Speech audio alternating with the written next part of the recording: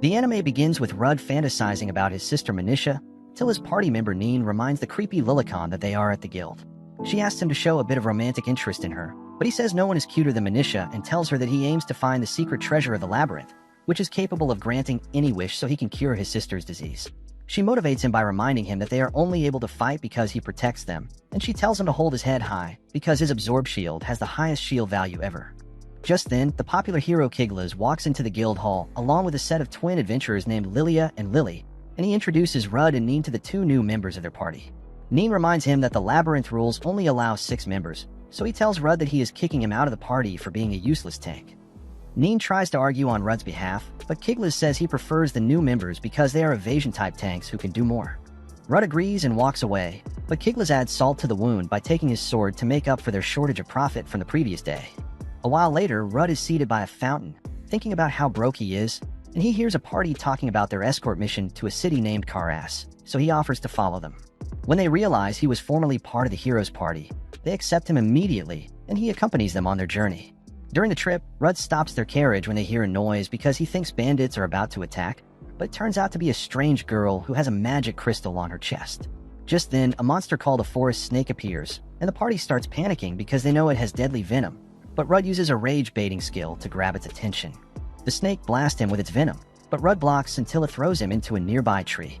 When he gets back up, he tells the party members to attack the snake while he blocks it with his shield, and when they follow this plan, the monster retaliates with a cannonball attack. However, Rudd blocks the attack, allowing the adventurers to defeat the forest snake with a spam of magical attacks, and Rudd tells them to carve up the snake while he checks on the girl. The girl tells him she does not have anywhere to go, so he offers to take her to Avansha with him, and she agrees.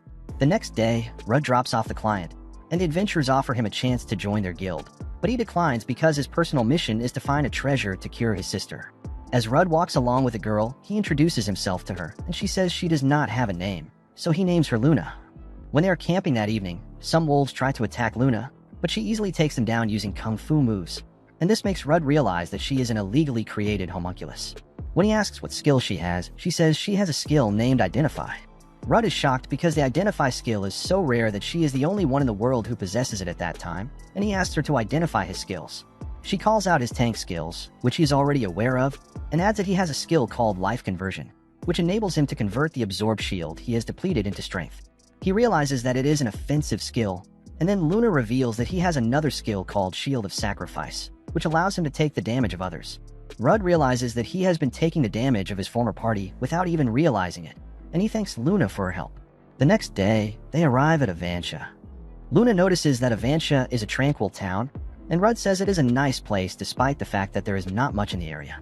As they walk ahead, a red-haired girl suddenly hugs Rudd and asks how long he is staying this time. Another female friend of Rudd's, who is dressed up as a Dungeons & Dragons character, shows up and drags the redhead away from Rudd. He says it is good to see them again and asks what they are doing there, so the redhead says she is there to buy a hammer while the other girl, named Fee, is on patrol. Fee says she went to check on Manisha and found out that she is doing pretty well. Rudd thanks her and says he does not have to worry about Manisha when he goes on missions because the whole town is looking after her. He then introduces Luna to them, and the redhead introduces herself to Luna as the blacksmith's poster girl named Milena. Fee introduces herself as the sub-leader of the town watch, and she immediately hides behind her helmet, so Rudd explains that she is shy. When Rudd and Luna arrive at his home, he tells her to stay quiet because Manisha could still be sleeping, but then he catches the scent of the 5-star meals which she has prepared. Milena suddenly shows up and welcomes Rudd before asking who Luna is. The bird brain immediately goes into simp mode, and he introduces Luna to her before informing her that she will be staying with him for the meantime. Manisha introduces herself to Luna and tells her to feel at home at their place before inviting them to have dinner. She puts on an apron as she prepares to make a second serving for them, but Rudd says she should not strain herself since she is still weak. However, Manisha says she will be fine because she is feeling good that day, and Rudd suggests they cook together. Manisha agrees, and Luna asks Rudd about Manisha's jumpy hair, so he explains that the hair moves according to her emotions. Rudd asks Manisha if it is because of her skill that she knew he was coming home, and Manisha says yes before reminding him that he is meant to be helping her with meal prep. When a meal is ready, Luna holds the spoon in an abnormal way as she chows down, and when Mana asks her about it, she apologizes and says she has only used a spoon a handful of times. After remembering how she used to fumble using a spoon during her slave days, Luna gets teary-eyed and promises them that she will get it better next time. However, Manisha tells her there is no need to apologize and shows her the proper way of using a spoon before promising to teach her everything she does not know. Luna thanks her with a warm smile on her face, and they spend the next couple of days teaching her how to do basic household stuff. One morning, Luna unlocks her cooking skills as she prepares a feast for breakfast, and the airhead siblings are amazed, so she explains that she simply made all the things that Manisha taught her over the past 3 days. When Rudd and Manisha taste it, they find it delicious, and Rudd is impressed by the fact that Luna is able to master every life skill in a short amount of time. He wonders if that is how quickly homunculi learn, and Manisha suggests they show Luna around town that day, because the weather is nice. Manisha brings a blue dress and offers to help Luna change into it, but Luna says she will change into it herself while running off with it. After she leaves, Manisha worries that she did something wrong to Luna, but Rudd knows that she is only trying to hide her magic stone from Manisha. A while later, the trio are taking a walk around the town when Melena's deadbeat dad named Razel shows up and asks Rudd if he is there to make a baby with his daughter. Rudd says no and introduces him to Luna before informing him that his magic sword was taken from him. Razel promises to make a new incredible sword for him, and he asks if Melena can help as well since she is a skilled blacksmith, so Rudd agrees. Rudd is about to leave, but Razel suggests he show Luna a place in their town called the Monstrous Town. When they arrive there, Rudd explains to Luna that the monstrous vegetables she is seeing are plants that grow into monsters, and they need mana to grow so they can be grown all year round. He also informs her that they are nutritious, and suddenly some boys in the area start accusing Rudd of bagging a baddie, so he explains that Luna is his travel companion. The boys troll him by saying he will never get a girlfriend because of his obsession with his sister, and when he asks them who taught them to speak like that, they say it is Fee. Just then, their grandma Gigi shows up, and when she orders the boys to get back to work, Luna gets a flashback of her days as a slave. She starts shivering until Rudd introduces Gigi to her as the town's apothecary and the one who makes medicine for Manisha. Some adventurer friends of Rudd show up, and they all have fun together while harvesting some fruits. As they walk home that evening, Rudd asks Luna how she feels about the town, and she says she loves it so much that she wishes she could stay there forever. She then shows him the magic stone on her chest, and reveals that she is a battle homunculus that was developed in a neighboring nation of Brunkles. With tears in her eyes, she apologizes for not telling him sooner, but he apologizes as well before confessing that he already knew. When she asks why he took her in, he tells her about how Manisha used to be living in the slums until he took her in, and he asks her if she wants to live as a human or a homunculus. She says she wants to live as a human, and they shake hands on it. When they return home, Luna tells Manisha that she is a homunculus, and they agree to continue being friends with each other. The next day, Rudd is having fun with everyone when one of his adventurer friends asks to duel with him. However, Rudd says he will face them after a duel with Fee, and Fee agrees, so they gear up outside for the duel. During the duel, Rudd blocks Fee's strikes, and Manisha explains to Luna that they are the two strongest fighters in their town. Fee tries to finish Rudd off, but he blocks and takes her down with a single slash, and everyone is surprised that he finally got an offensive skill. When Fee asks him about the skill, he explains that his life conversion skill allows him to convert his depleted shield power into strength and thanks her for helping him train. Later that night, Manisha has a dream about how she used to get bullied until Rudd found her, and when she wakes up, she wonders if she is stopping Rudd from living more freely. The next morning, Rudd greets Manisha, but she acts weirdly distant from him as she sets up breakfast. Just then, Luna enters the room and starts apologizing over the fact that she was late in preparing breakfast, but then she notices that Manisha has already prepared breakfast, and Manisha laughs at her because of how messed up her hair looks. Luna tells Rudd that she is embarrassed about the fact that she cannot do anything right, and he tells her not to worry about it because they will help each other out. She then brings up the fact that Rudd and Manisha are knowledgeable and asks them who taught them everything they knew, so Rudd reveals that he learned through an apprenticeship. He brings up the fact that he used to live in the slums and explains to her that an apprenticeship is a master-student relationship.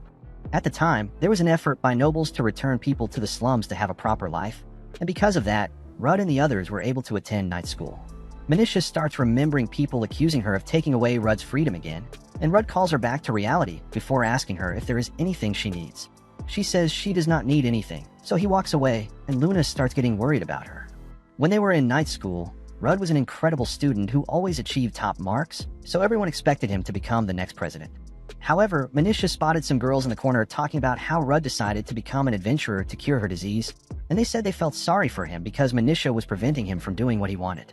Manisha realizes that her presence closed up many paths for her brother. In the present, Manisha is on the bed when Luna walks into her room, and when she asks if she is feeling unwell, Manisha says she is only thinking about the past. Luna holds her hand and says she is doing it as a way of cheering her up since she noticed she was sad. She apologizes because she cannot think of a better way to cheer her up, and Manisha asks her what she would do if she knew someone was throwing their life away for her. Luna asks Manisha if she is talking about Rudd, and she tries to deny it, but Luna sees through her and advises her to talk to him about it. Luna brings up the fact that he rescued her, who was an illegal homunculus, and guesses that the way he thinks is different from the others. However, Manisha says she does not know how to interact with her brother because she tried to keep as much distance as possible between them so that she would not rely on him too much. She admits that she just wants to be kind to him but does not know what to do about it, and Luna suggests telling him how she feels. Manisha starts panicking when she realizes her big brother will soon be home, and Luna advises her to talk to him because he will not know what is on her mind if she does not. When Rudd comes home, he tries to tell them about some fruits he bought, but Manisha interrupts by requesting to have a serious talk with him.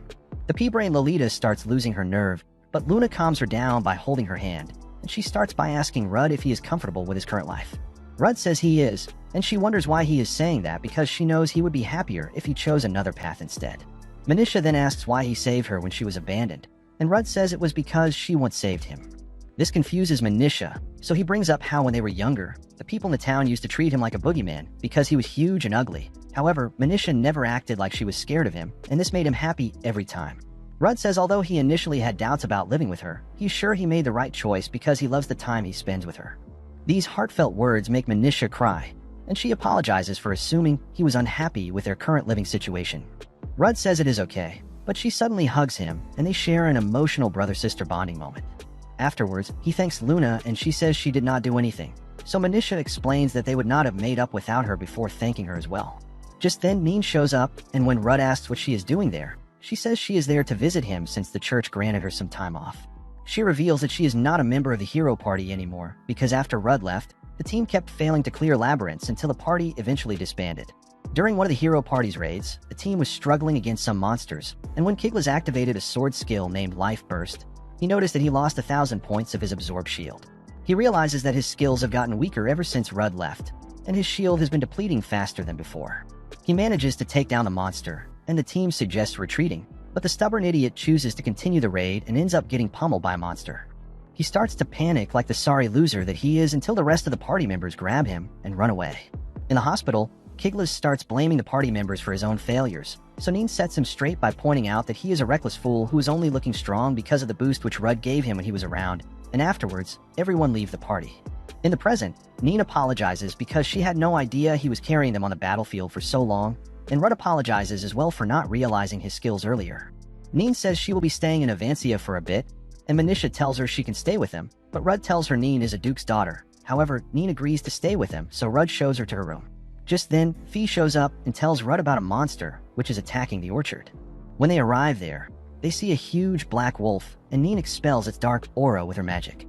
The monster swats Fee as dad Vwiled away like a fly, and Rudd tanks one of its attacks before telling everyone about his shield of sacrifice ability. Hearing this, the guards charge in without fear of getting hurt, and they beat the monster so badly that it starts running away until Luna stops it with a stone wall. Rudd annihilates the beast by hitting it with the full force of his life conversion skill, and Vwiled thanks him for helping them beat the monster without any casualties. Some days later, Rudd is reading the paper and suddenly Manisha makes the Virgin's non-existent brain melt by sitting on his lap. She asks him to read the paper to her, and he tries to remind her that she can read and write but ends up folding when he sees her cute face. He sees in the news that a labyrinth has popped up in Avancia, and he remembers a few days ago when someone told him that a labyrinth appearing nearby would revitalize the area. Manisha tells Rudd that Neen said she did not like Kiglas because he made fun of him, and Rudd blushes while telling her that Neen has a lot of personal feelings on that matter. Manisha is surprised that Rudd is aware of Nin's feelings for him, and she asks if he is pretending not to notice because of her illness. Rudd explains to her that because he is a weak loser, he ends up getting clingy anytime he gets into a romantic relationship and prevents him from raiding labyrinths. Manisha assures him that he will be fine and tells him not to stop caring for her, even when he finds happiness with someone. A while later, everyone gathers in the forest and Fee informs them that they are called there in order to take down a monster called a Chameleon King, which was spotted in the area recently. She explains that Chameleon Kings are monsters that inhabit an area far to the south, and says it is hard to believe that one made it all the way to Avancia without being seen.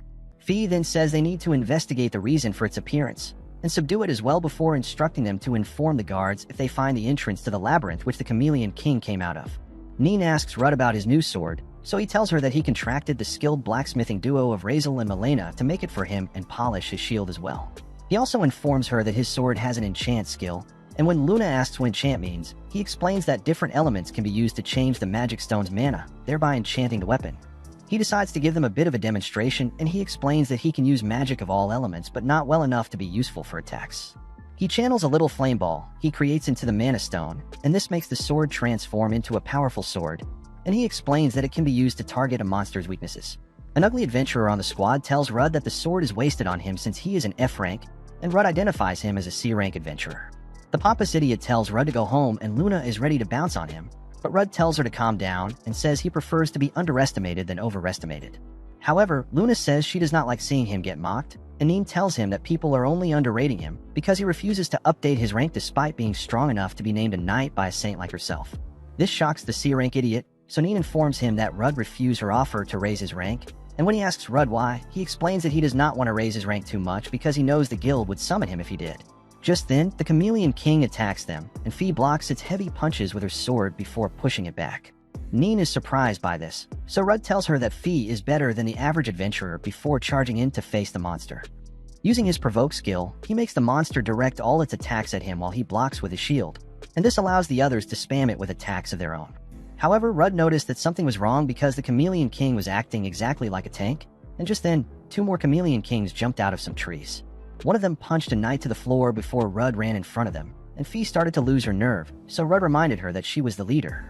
He told her to find a way through their situation, so she announced that they were going to reorganize. Using the provoke skill, Rudd made all 3 attack him at once, and Fee told everyone else to get into position. Rudd blocked the attacks of one of the monsters, and Luna slashed it from behind with a wind spell.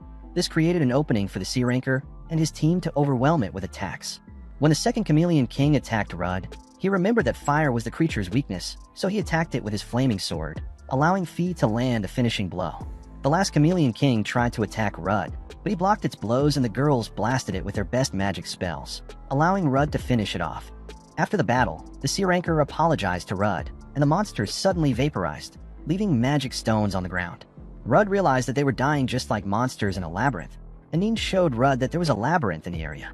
That evening, the townspeople celebrated the fact that a labyrinth had appeared because it would help the town develop and reduce the population decline. During the party, Neen explained to Luna that monsters escaped labyrinths when they were not defeated, and Rudd told her about how clans were organizations of multiple parties that were recognized as the nation's protectors like knights.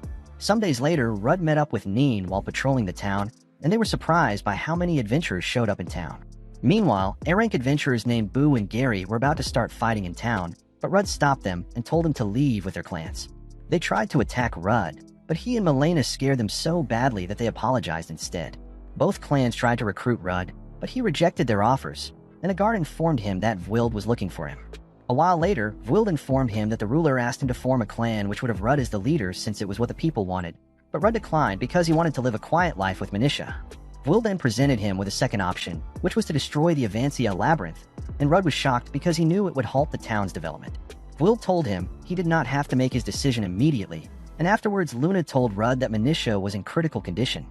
When he rushed home, he saw Manisha resting on the bed, and he asked Luna and Neen to help him destroy the Avancia labyrinth. However, Luna suggested they form a clan and that she would act as the leader in his place so that he could go on his side quests. Neen offered to join his clan as well, and Manisha told him to prioritize protecting the town instead of her. Hearing this, Rudd decided that he would protect the town as well as Manisha, and he asked the girls for their help in doing so. The next day, Rudd and the girls were on their way to meet the team that was raiding the Avancia labyrinth, and Rudd felt bothered by the fact that his old party members were part of the group. When they arrived at the meeting spot, Lilia and Lily introduced themselves, and another member of the team named Sugar introduced himself as a church knight before inviting them inside to discuss the details. When he opened the curtain, they saw Kiglas seated in a corner, and Neen immediately went to confront him, but Rudd stopped her. He asked Kiglas to explain himself, and Kiglas said the group encountered a sentient guardian the previous day. Rudd was shocked to hear this because he knew they had never been able to converse with guardians that they fought so far even though they were humanoid, and Kiglas told him to explore the labyrinth instead since he was badly hurt. He suddenly started acting like a brain-dead Sundra while telling Rudd to finish the mission, and Lilia explained that letting Rudd complete his mission was his own way of apologizing. Rudd agreed to take on the mission, and as he walked away with the group, Kiglas apologized for everything before telling him not to get killed. Before long, Rudd and the others arrived at the Avancia labyrinth, and they entered a magic circle which teleported them to the first floor. Luna was surprised to see that the floor was a large forest, and Rudd told her not to be fooled by the sun in the sky because it did not reflect the real time. He also explained that things that would normally be impossible happened inside labyrinths because the space was warped. When the magic circle disappeared, she asked how they would find their way out, and Rudd replied that they needed to find another magic circle in order to exit the place. Neen assured Luna that they would be fine because Lily had a skill called Dungeon Walk, which allowed her to easily travel to floors she had already visited. She said only 6 people could be teleported in that way, and Rudd told Neen to show Luna a spell that was similar to Dungeon Walk, so she activated an emergency escape spell. Luna instantly replicated the spell, and this impressed everyone, but Rudd knew that it was a combat homunculus ability. Just then, 3 chameleon kings showed up, so Rudd put Lilia and Sugar at the front while Neen and Lily handled support and healing from the back. He asked Luna to position herself where she could protect everyone, and as usual, he took the position of the group's shield. When the monsters attacked, he drew the attention of one of them using his provoke skill, and Sugar blocked the attacks of the second chameleon king before slashing it in the arm. Lilia moved through the air by stepping on ice crystals, and she took down one of the chameleon kings using swift sword slashes. Meanwhile, the Dungeon Guardian watched the team from another location, and he thought they were impressive. After defeating the beasts, the team teleported to another part of the labyrinth where they were attacked by 2 dinosaur monsters called Fieldsauruses. They managed to evade the attacks, and Rudd noticed that the beasts were faster than usual, so he wondered if it was the Guardians' doing. He told the team to find the magic circle while he handled the 2 dinosaurs, and after they ran off, he made the beast attack him using his provoke skill. However, Lilia and Sugar joined a fight, and Sugar told Rudd that they needed to save some strength in order to fight the Guardian. Neen informed them that she had found the magic circle, so Rudd decided to move forward instead of continuing the fight. The Dungeon Guardian watched as the team progressed through several more floors, and he anticipated the battle he was going to have against them. Meanwhile, Neen pointed out that the next floor was the 10th and final one, so Rudd thanked the team for accommodating his selfish goals. Lilia said they did not mind because they knew how important family was, and Sugar agreed. Neen said he should not thank them yet and then entered the teleportation circle with the rest of the gang before inviting him to join them. Rudd entered the circle, and they all got transported to the final floor, where the Guardian arrived and praised them for their skills before introducing himself as Marius. Rudd said he heard the Guardian was previously found on the 5th floor, so Marius explained that he decided to wait on the 10th floor so he would not have to hold back against their powerful group. He then attacked Rudd, but Rudd blocked with his shield, and the force of Marius's attack was so powerful that it felt like his arms were about to be ripped off. When Marius pulled back, Rudd said he wanted to talk, but Marius ignored him while preparing a powerful move. Rudd realized that Marius was not playing around, so he told the team they would negotiate after the fight. Everyone charged at Marius with their best attacks, and he blocked and decided to face them with his full power. He told them to flee if they did not want to die, and then transformed into a terrifying skeleton monster. When Rudd remembered Manitia, he decided that he would win no matter what, and he blocked Marius's relentless attacks before Lilia hit him with a vicious sword slash. Sugar suggested taking turns and drawing the enemy's attention, and Rudd agreed. Rudd advised Sugar not to get hit by Marius directly, and issued some more commands to the team before using his provoke skill on Marius. Before Marius could attack him, Lilia slashed him in the chest and fell to the ground. Luna tried to check on her, but Neen told her they needed to remain in their position so they could support the rest of the team. Rudd noticed that Marius's attacks were slowing down, so he tried to ambush him from behind, but before he could land the attack, Marius hurled his sword at him. Fortunately, Luna blocked the sword using light magic, and this allowed Rudd to blast Marius with his life conversion skill. However, Marius survived the blast, and Rudd realized that it would only take one more life conversion attack to end him since the previous attack was effective. Just then, Marius blasted them with rocks and Rudd shielded them, but Lilia suddenly collapsed.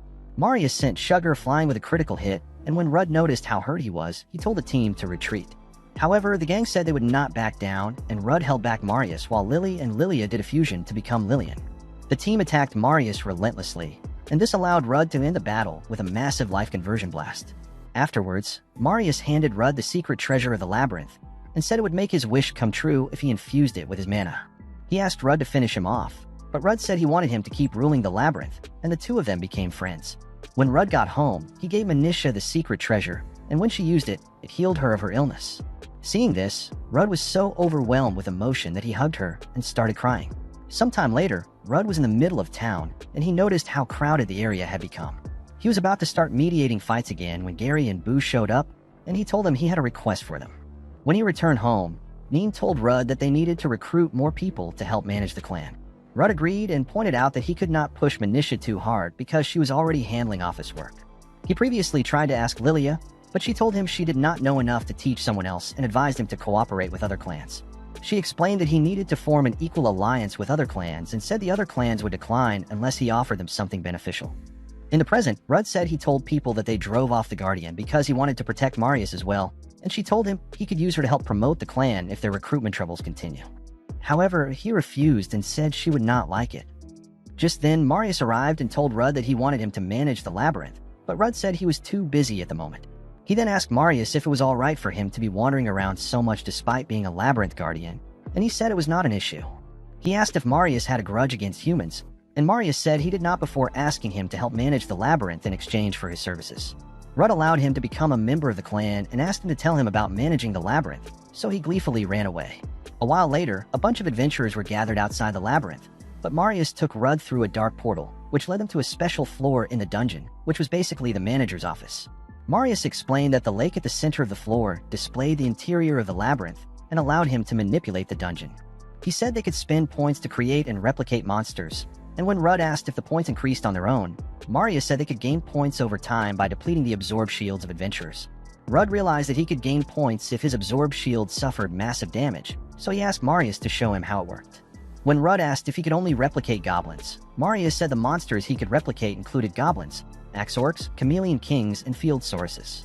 He also revealed that monsters could only be relocated from the original ones they create, and said the monsters might help him in his time of need if he builds trust with them. Rudd was surprised that monsters could take a liking to people, and he freaked out when he saw a monster worth 1,000,000 points on the screen. Marius explained that he could only create it using a grimoire, which allowed them to create a monster at random like a gacha. When Rudd gave it a try, it created a slime, and it instantly took a liking to Rudd. Marius confirmed that they could now replicate slimes, and Rudd realized that they could get strong monsters with time. Most adventurers come there for the field saurus, but Rudd knew the activity would die down when the materials become widely available in the town. This would allow them to spawn a variety of monsters in the labyrinth and keep a steady number of adventurers coming.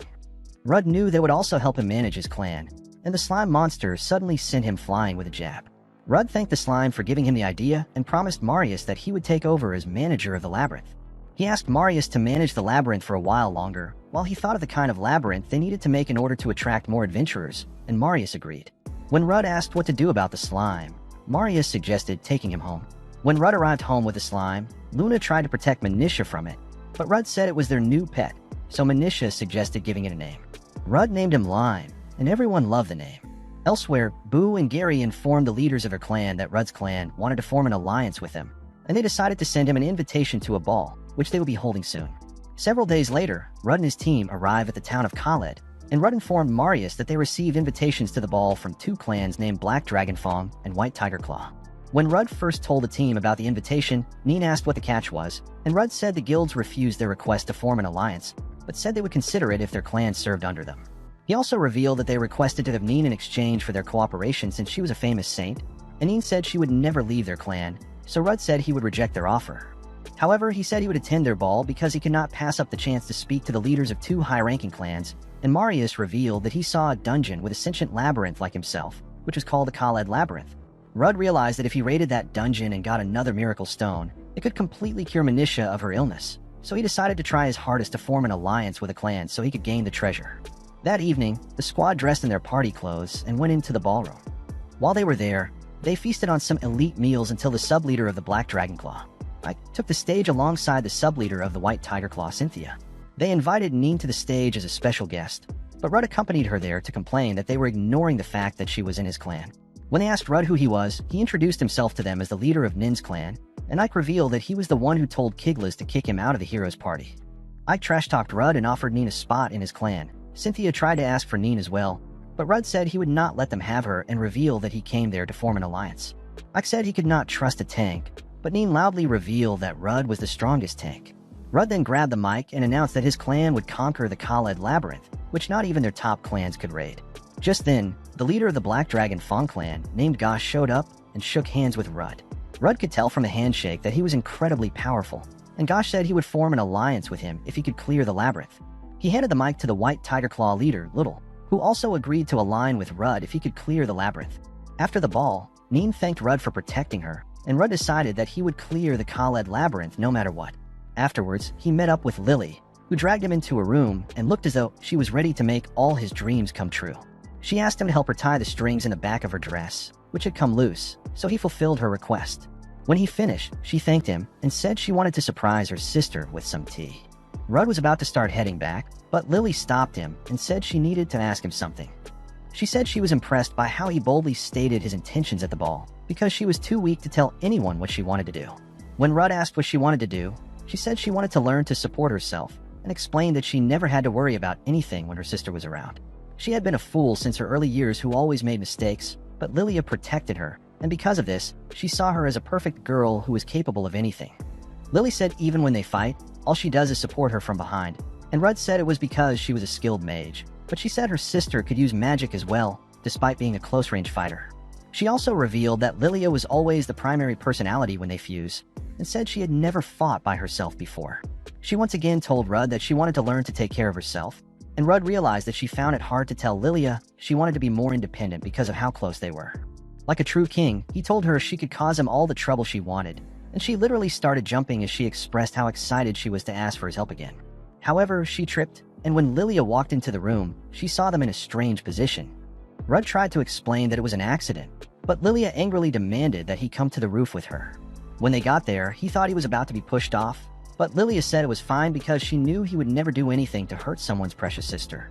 She confessed that she was only half pretending in the room to get him up there, and asked if she had ever told him about their origin. Rudd said she once mentioned that their parents abandoned them, but she clarified that they actually ran away from their abusive parents. Their father was especially cruel, which was why Lily struggled to have a normal conversation with a man. Lilia said her goal was to someday take Lily to a place where she could truly be happy, and she had decided to keep her safe until then. Rudd was happy because her words showed that they truly loved each other, and he brought up how Lily called Lilia perfect. Lilia said she was not perfect, and he agreed, noting that she lost her cool sometimes when it came to her sister. She thanked him for listening to her yapping session, and he said she could talk to him anytime since she was his dear friend. The next day, Rudd and the others arrived at the entrance of the labyrinth, where they met the twins, who had just returned from the 49th floor. Lily said they were escorted there by labyrinth explorers and claimed she could now use Dungeon Walk to transport everyone there. However, she said she chose not to go to the 50th floor because she wanted them to gauge the monster frequency and reveal that she had been gathering information. She looked into the party compositions the two major clans used in their raids and found that both clans took 4 magic attackers and 2 healers, meaning they used speed-focused compositions with their attackers functioning as tanks. Lily also revealed that every floor had many monsters that inflict status effects, and Rudd was confident that his healthy body skill would nullify them. Neen acknowledged that it was a challenging labyrinth, but said they had to do whatever it took to clear at least the 51st floor to form an alliance with the 2 major clans. Inside the dungeon, Rudd assigned Marius to the rear and placed Lilia and Luna at the forefront while Neen focused on healing. Lily asked if she could issue commands during the battle, and Rudd, impressed that she was already trying to change, agreed, pointing out that attacks from the backline were easiest to understand. She then transported them to the upper floor using Dungeon Walk, and when they arrived, Marius pointed out that monsters were close by. Just then, a poison lizard and a black owl appeared, so Marius and Lilia rushed to face them. The counterfeit shield hero activated his shield of sacrifice, as well as his provoke skill, which made the poison lizard spray him with its poison. He blocked and smashed the lizard with his shield, but then the black owl started attacking him. Marius defeated the bird with a sword slash, but another one appeared and charged at Lily until Lilia obliterated it with her sword. When more birds appeared, Lily told Rudd there was no need to continue fighting, so he used a flashbang to cause a diversion, allowing them to escape. The gang complimented Lily for giving clear instructions, and Neen said she realized they could choose whether or not to transfer their damage to Rudd using his shield of sacrifice. The entire party started praising Rudd for his amazing abilities, and Rudd asked Marius to tell them about himself. Marius revealed that he was a demonoid, a creature from ancient times who swore loyalty to demons. He said he could control the labyrinth because he was a demonoid and revealed that the labyrinths were originally created by demons to destroy the human world. He suspected that a strong demonoid was managing the labyrinth they were in, and when Rudd asked if he was okay with fighting his own kind, Marius said he would because of a personal grudge he had with his species. Afterwards, Lily shared the plan with the team, and they progressed through the labyrinth, beating every monster they encountered until they reached the 50th floor. There, they faced a bone dragon, and Rudd charged in first, just as Lily had instructed before the battle. When he was pushed back, Marius and Lilia started attacking it, but countered with a swarm of bone spikes. The bone dragon started overpowering them with surprise moves, so Lily healed everyone using a wide area healing spell. An hour later, the bone dragon suddenly fired a massive flame attack at Rudd, but he blocked it, and the rest of the gang launched a swarm of attacks, creating an opening for Rudd to finish the dragon using life conversion. Later that evening, Lily went over more plans with the team, and Rudd suggested having a party to celebrate their win, but Lilia said she had somewhere else to be. During the party, Neen congratulated everyone on a job well done, and they shared a drink together. Luna saw how Neen was acting after taking a sip of alcohol and asked if alcohol tasted good. Neen told her to have a taste, and when she did, she immediately spat it out because of how bitter it was. Neen brought up the fact that Rudd had been oddly close with the twins lately, and Rudd said there was nothing different, but then she asked Luna for her opinion. Luna got pouty, saying she also thought Rudd had gotten closer with them, and Rudd realized that the little sip of alcohol had already affected her. He confirmed that there was nothing going on between him and the twins, so Neen asked him to become something more than party mates. Rudd told her he did not intend to get into any romantic relationship for the time being because he was focused on raiding labyrinths to cure his sister, and Neen took comfort in the idea that he would later have time for romance. Luna then confessed that whenever she had fun with Rudd, she felt a warm feeling in her chest and said she would like to spend more time with him. Rudd agreed, and Neen teased him for being a rizzler. Afterwards, Rudd went to his room to cool off and found Lilia sleeping on his bed. When she woke up, he asked why she was there, and she explained that she had Marius let her in so she could wait for him but ended up sleeping due to exhaustion. Rudd asked what she wanted to talk about, and she brought up how Lily had worked really hard during the raid. He said Lily surprised him because she could do more than he thought, and Lilia told him that Lily had always been able to get things done easily so long as she stayed calm. Rudd said it made sense that their abilities were comparable since they were twins, and Lilia said she was impressed that Lily was changing little by little, but guessed she had exhausted herself from working too hard. When Rudd asked what she meant, she asked if he thought change was scary. Rudd said he did not like change much, especially because of what was happening in Avantia, but he admitted he was glad things had changed in the town because it would never have gotten so lively otherwise, claiming that the best option was to find a way to enjoy change. Lilia said she was weaker than Lily, which was why she always wanted to support her, but admitted she felt sad that Lily was slowly drifting away. Rudd realized that Lilia's inability to let her sister go was a bigger problem than Lily's desire to become independent, so he comforted her by saying he was sure they would always remain together, even if the world itself split apart. Lilia was impressed with his sage side once again and told Rudd she never wanted to turn away from Lily again like she did that day. The next day, the gang met on the first floor of the labyrinth, and Rudd announced they would be starting from the 51st floor before handing things over to Commander Lily. Lily said they did not have much information on the 51st floor because it was as far as the two major clans had reached, and pointed out that they needed something stronger than detection magic to find the monsters because the fog was so dense. Rudd put Lily in charge of detection while he and Marius searched as hard as they could, and he told Luna to be on her guard. Luna said she did not mean anything by what she said the previous night, which made Neen mock her for being the kind of drunk who remembers their mistakes.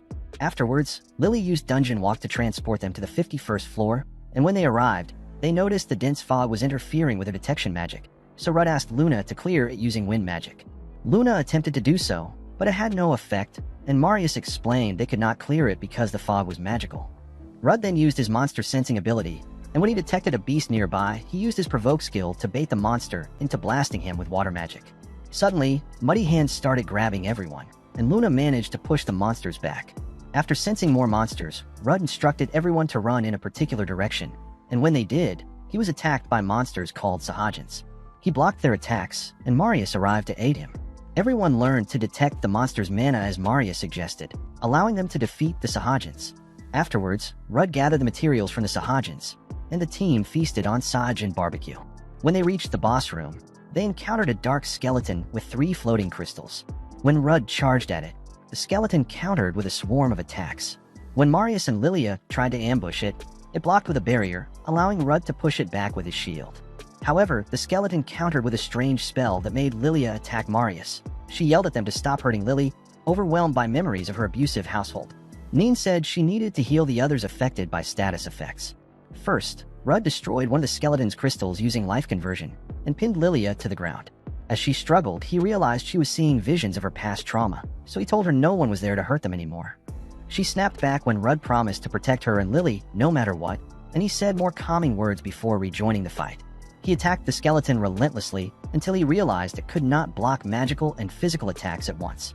The team took advantage by spamming their biggest attacks simultaneously, and Rudd pushed the monster to the wall using life conversion. The skeleton got back up and tried sneakier tactics, but Rudd outsmarted it, and the gang defeated it with a barrage of magic attacks. However, Lily realized she could not sense a teleportation circle, and Marius guessed the Guardian did not want them to go further. Rudd suggested leaving, but just then a lady appeared behind him and bit his neck. More dark skeletons appeared, but the lady destroyed them all with a single attack, making Marius realize she was a Demon King. Rudd wondered if the Demon Queen was the Labyrinth Guardian, and she suddenly activated an ability called Evil Eye, creating a tidal wave of mana that overwhelmed Rudd's team, but Rudd knew it would take more to stop them.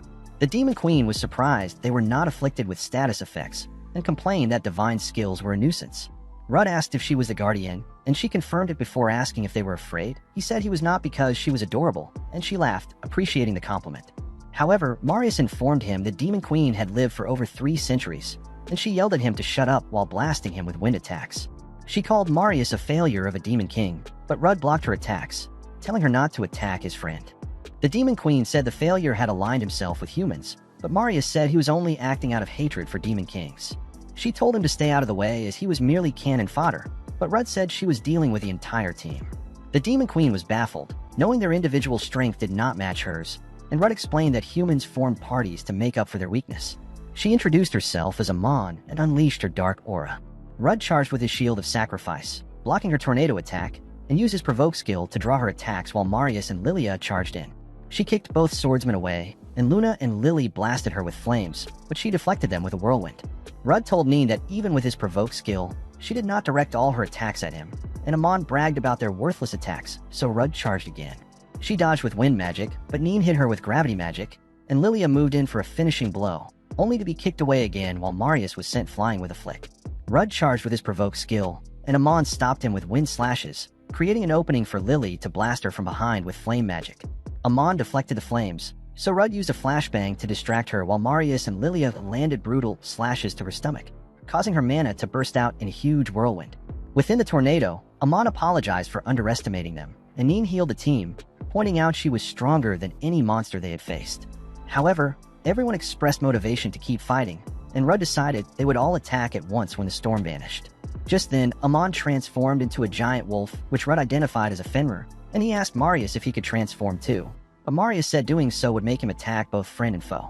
Rudd evaded a slash from Amon and blocked several claw strikes with his shield while Marius and Lilia slashed her from both sides, but their attacks did no damage because her fur was as hard as armor, and she overwhelmed them with claw attacks until Luna and Marius blasted her with a rain of flame blasts, though they did little damage.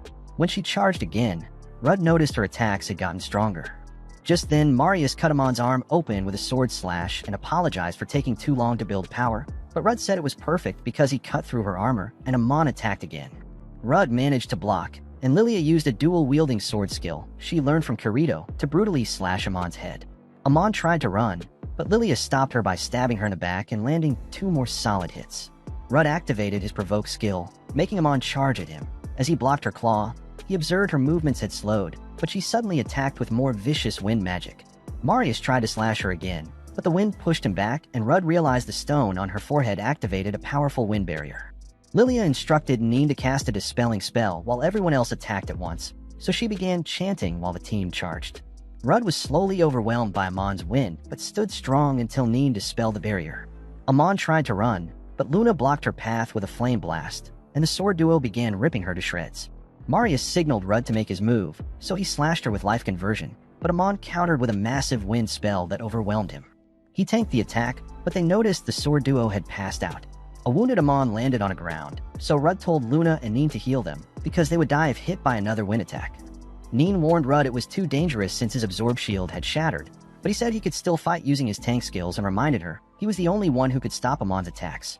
Rudd then charged and blocked a claw strike from Amon. When she tried to blast him with wind again, the attack could not take shape, so Rudd realized she was in bad shape.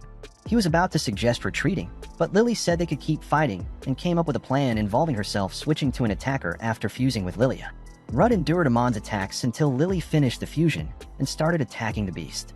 She struggled to use the fusion body, so Rudd covered her, advising her to fight as she usually does. When Amon attacked again, Rudd managed to block by harnessing all his mana, allowing Lily to defeat Amon with a powerful magic slash. After the battle, Amon handed Rudd a miracle stone, and he asked about the Demon King's goals before asking her to join his team to fight them, which she agreed to do. Much later, Rudd announced his team had cleared the labyrinth, and the clans finally agreed to form an alliance with him. On the way home, Lily thanked Rudd for helping during the fight and kissed him on the cheek before passing out. When they returned to Avansha, Manisha used the magic stone to heal herself further and thanked Amon for helping before offering her a chance to stay. Some days later, Manisha read requests from the townspeople and asked Rudd to look through the rest before leaving with Lime. After she left, Rudd picked up the stack of requests, and he was glad that the 2 major clans agreed to align with them, but he was worried that the town's growth had come with major issues. Just then, Neen showed up and took Rudd to a room where an injured girl they found on the street was getting healed by Luna, and she revealed to them that the girl was a homunculus. The girl suddenly woke up and begged Luna to help her save her friends who were attacked in the woods near their town. Neen and Rudd agreed to go, and Luna offered to join them, but Rudd said she needed to stay there to tend to the girl instead.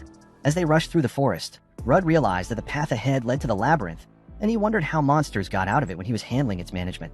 They arrived at a spot where they saw two groups of homunculi fighting each other, and Neen pointed out that one of the groups was forced into the fight. She also noted that the defenders had emotions like the girl they met earlier, so Rudd blocked the attack of an aggressive homunculus and introduced himself as an adventurer from Avancia. Another homunculus joined in the attack, and he tried to get them to listen to him, but they kept attacking. He shoved them away and explained to the good homunculus that her friend came to seek their help, but the girl ignored him and started fighting her opponents again. Rudd noticed that she was an equal match for her opponent, and when another homunculus tried to ambush her, he blocked the attack while asking the girl if she was a friend of the homunculus they met. The girl said yes and revealed that the group that was attacking them were combat homunculi from Brunkles, and Rudd remembered that Brunkles was the same town that Luna fled from. He asked Neen to heal the good homunculi group, so she cast a powerful healing spell on them while Amon watched from above. Rudd asked the girl if the combat homunculi had emotions, and she replied that they did not before revealing that they were sent to kill her group. Rudd realized that they had to be defeated, and it pained him because he felt they could have been given a proper life like Luna, but then Amon suddenly appeared behind him. She told Rudd that the combat homunculi were basically dolls, and Rudd knew she was trying to be considerate of his feelings despite her cold words. When they attacked again, Rudd blocked them off with his shield and slashed off the arm of one of them. However, they charged at him again, so he destroyed them by slashing their mana crystals. When Neen finished healing the good homunculi group, Rudd told them that their friend was at their clan house and asked them if they would follow him there. From their haggard appearance, he could tell they lived miserable lives, and he suspected that they hated humans. The green-haired homunculus bluntly stated that she did not like humans, but she asked to follow them because she and her friend had nowhere to go. When he took them to the clan house, Manisha served them some food, and Neen told Rudd that he would have to speak with the bailiff at the manor house since he was housing homunculi from Brunkles. She also noted that they would not have been able to keep them safe because the news would definitely reach the higher-ups as well, and the townsfolk would get wary of them. Rudd pointed out that Avancia's bailiff was friendly and said he was sure he would hear them out. Just then, one of the homunculi thanked them for saving her group and introduced herself as Flair before asking if they were heading to meet the town leader. They said yes, so Flair offered to tag along with them because it would be faster if one of her kind spoke with him directly about what was happening in Brunkles. Rudd said he might be wary of her, so Flair suggested they bind her hands and feet before promising to tell them everything she knew. Rudd did not want to bind her hands and feet, so he held her hand as they walked through town and ignored the whisperings of the townsfolk. When they explained everything to the town ruler, he said he already suspected that homunculi were being created in Brunkles, but was surprised by the harsh treatment they were getting. Rudd told him that the homunculus group had nowhere else to go and asked him to let them stay in the town so they could provide the manpower they lack. The ruler agreed, and he asked Flair if she had any idea why the technology used in making homunculi was so oddly advanced, and she said it was due to a demon king named Greed who showed up in Brunkles 20 years ago. He said he would pass on the information she just shared with the state and assured her that Avancia would provide her with protection. On their way back home, Rudd asked Flair about the green-haired homunculus, and Flair revealed that she was a fairly strong commander named Mina. At the clan house, Rudd told the homunculi that the town was officially offering them protection and asked them what they were good at since he intended to find jobs for them. They started to panic because they did not want to work for humans again, but Rudd calmed them down by saying they would be working under fair conditions. Manisha then suggested they task the homunculus group with building public baths, and Rudd agreed that it was a great idea. After she left, Neen told Rudd that she had noticed that Luna was acting unusually close to the other homunculi. A while later, Rudd met up with Luna and asked her why she was spending all her time with the homunculi, and she said it was because she considered herself lucky that he took her in. She admitted that she had not told them she was a homunculus yet because she feared that telling someone would cause trouble for him. However, she said she wanted to tell people when everyone in the town accepted the homunculi, and Rudd comforted her with a head pat. On his way back home, Amon ambushed him by pressing her melons on his face and told him she was giving the homunculi magic lessons. When he asked about Greed, she said he was mass-producing homunculi just to pass time since demon kings were immortal. She said the other reason for Greed's experiment was because he aimed to create the ultimate power, which she described as the power which Rudd had. Rudd said he could not forgive Greed for his inhumane actions, and he asked her if Greed was in a labyrinth, so she warned him that his powers could turn him into a monster if he used it too much. She also said he could become a demon king if he uses his power right, and Rudd said he had no interest in becoming a demon king. As he walked away, his body started emitting a dark aura, and he heard a voice which told him to destroy something. Several weeks later, the homunculi had made significant progress in the construction of public baths, and the people in the town started giving them food and gifts to acknowledge their efforts. Meanwhile, Rudd had been doing some mana training in the Avancia labyrinth because he knew there was a possibility that the Demon King Greed would try to destroy him for possessing ultimate power. After destroying some monsters, he went to the management floor of the labyrinth where he saw Neen playing with a pet named Bavern, which he pulled from the monster gacha machine, and Marius said she was lucky because it was a monster worth 70,000 points. Lily pulled a devil fairy named Lufair, and they both thanked Rudd for letting them use his points to create adorable partners for themselves. Neen said being a labyrinth manager was amazing because of how much the monsters loved Rudd, but Marius said the beasts never acted fond of him in the same way. A couple days later, Rudd announced that the public baths were now officially open, and some of the townsfolk doubted if the baths were safe since they were built by homunculi, but the adventurers were impressed by how amazing it looked. Rudd said the adventurers would be the first to test the facility and walked in to have his bath. When the girls arrived at the women's bath, Lily said she was impressed by how great it looked, and Lilia immediately started washing her hair. Neen told Manisha that she wanted to wash her hair as well because washing with a friend was something she always wanted to do. Manisha agreed and took off her towel, but Amon interrupted by asking who would wash her. Some minutes later, Amon said it was a shame that there were no mixed baths after all the transformation spell practice they did during her magic lessons, and Neen reminded her that it was supposed to be a secret. Manisha asked what transformation magic they would use for mixed bathing, and Amon said Neen would use hers to make her milk factories bigger. However, Neen appeared behind her and threatened to pack her meals full of all the vegetables she hated if she did not stop talking. Amon freaked out and accused her of being jealous over the fact that she had the largest pair of melons among all of Rudd's close lady friends. Hearing this, the twins held her arms while Neen played around with Amon's water balloons, and Lily eventually grabbed the cushions as well. Manisha laughed and said it was nice that she was getting to have fun with everyone, and Lily assured her that she would be able to do it even more over time. They heard some noise coming from the men's bath, and it turned out to be the doofus adventurers begging Rudd to let them peep into the women's bath. Rudd said he would never let them see Manisha in her natural form, and he spotted Marius climbing the wall, so he asked him why he was trying to peep. Marius said he did not care about peeping, but he just loved the thrilling sensation. The adventurers started yapping about how they wanted to see the girls' plots until Rudd tackled them down, and in the process of appealing to him, one of the shameless gooners said he wanted to have a glimpse of Nin's washboard chest. Hearing this, Nin got so angry that she prepared to blast them, and Rudd told the idiots to use their imaginations because all the other girls had roughly the same size of melons. After the bath, Rudd met up with Flair and told her about how much fun he had in the resort. When some townspeople asked if there was anything dangerous there, he said it was fine, and the other adventurers were also happy about their experience. Just then, Mina showed up and bowed her head while asking the people to try out the resort, so they agreed to go in. When the girls came out, Rudd asked them about their experience. Anine said she enjoyed the bath but did not enjoy getting trolled by the men in the men's bath. Sometime later, the people thanked Mina and the others for their service, and Rudd thanked Mina as well for meeting him halfway. Just then, a random idiot informed Rudd that a large horde of monsters was marching towards Avancia, and the guild issued an urgent request to all adventurers because the guard could not handle the monsters themselves. At the clan house, Rudd announced to the adventurers that the horde of monsters was over 150 in number, but assured them that they would be fine because they were fighting alongside the overpowered fighters who cleared the Khaled labyrinth. He also informed them that they would be paid a hefty sum for every monster they slay, and they all agreed to partake in the mission. However, Marius said he had a bad feeling about it, and Amon informed Rudd that a new powerful labyrinth had appeared in the area. She revealed that monsters were being cloned inside the labyrinth, which meant that more monsters could show up in the town, and everyone offered to help Rudd solve this monster problem. A while later, the monsters arrived at the town gate, and the knights started taking them down with arrows and magic blasts. However, the monsters started clapping back with magic blasts of their own, so Rudd and the gang charged in to face them. They ripped through a bunch of goblins, and the rest of the soldiers fought as well until they completely destroyed the monsters. Just then, a second wave of monsters appeared, and this time they were accompanied by chameleon kings and field sauruses, so the adventurers started to panic.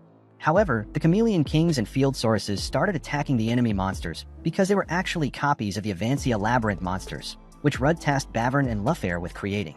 Rudd charged in again and defeated the second group of monsters with the help of his monster companions. Afterwards, Rudd decided that they needed to conquer the newly formed labyrinth in order to stop the monster attacks, and Amon informed him that the new labyrinth belonged to Greed. This made Rudd even more motivated, and when he told Amon of his intentions to capture Greed alive, she gave him some special shackles which could suppress a demon lord's abilities. Marius was hyped to conquer the labyrinth, but Rudd said the team for the raid was himself and the girls with the addition of Mina. Marius argued that he wanted to fight, but Rudd told him that he was the only one he trusted to lead the adventurers in his absence, so he agreed to stay back. Afterwards, Rudd and the girls went inside the new labyrinth, and they were confused by the fact that it was completely empty. Just then, a portal opened and out of it came Greed. Greed introduced himself to them, and Rudd instantly demanded that he surrender, but Greed said he would never do that. Rudd informed him that they had defeated all the monsters he sent into town, but Greed showed him through a screen that there were still thousands of new monsters marching towards the city.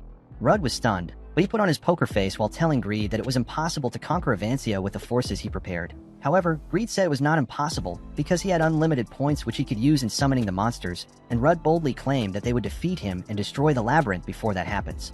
Greed then pointed out that Luna and Mina were homunculi, and Neen was surprised. So Luna opened up her magic crystal and admitted that she was a homunculus. He asked her to return to his side, but Luna pointed her sword at him while saying that her only master was Rudd. Neen asked Luna and Rudd why they did not tell her, and Luna tried to explain, but the girls walked in front of her while Neen cheerfully told her to explain herself later. Greed then transformed into his monster form and attacked Rudd. Rudd blocked with his shield, but noticed that his attacks felt heavy, and he managed to push the demon scum away. Lilia tried to attack, but Greed dodged her slash, and Rudd tried to warn Mina to stay away from Greed, but he grabbed her sword and punched her to the ground. When Rudd went to check on her, she told him not to worry about her and swore to protect the homunculi. She told him she would be willing to die to defeat Greed, so Rudd told her to stay out of the battle because he did not want anyone to die. She argued that her life was worthless since she was a homunculus, but Rudd told her not to throw her life away. Greed tried to blast them both to hell, but the mages blocked using a magic shield, and Rudd successfully rage-baited Greed into attacking him using his provoke skill. After he blocked the attack, Lilia and Mina charged at Greed and he tried to blast them away, but Luna nullified his magic, allowing them both to land critical hits on him. Greed fell to the ground, and Rudd immediately put the Demon King's sealing handcuffs on him. On the outskirts of the town, the two evasive tanks which Kiglas earlier recruited were fighting against a horde of monsters, and when an orc tried to kill one of them, Kiglas arrived just in time to save them using a life burst attack. She was surprised to see him, and Kiglas said he was happy to see that they were doing fine. Meanwhile, Marius unleashed a powerful magic slash which destroyed an entire group of the monsters at once, and Sugar asked him on to help them fight, but she said she wanted to take a nap instead.